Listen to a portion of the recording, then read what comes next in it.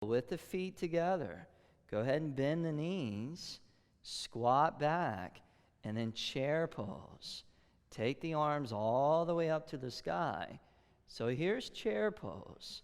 And chair pose within the beginner series is a new pose. So let's break it down. Working with Trey over here.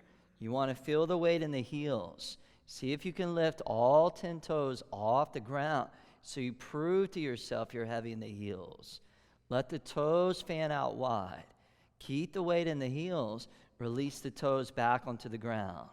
Now gaze down, look down, and see if you can see your toes pointing out beyond the knees. If not, you draw the knees and the hips back a little bit more.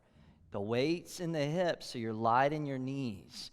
And then that tailbone draws down, so you want to zipper up to the lower abdominals. So you're long and lengthened in that lower back. And as those arms reach up, the little fingers turn in a little bit, so you broaden through the upper back. And then finally the gaze right at the horizon or slightly below or slightly above. You choose.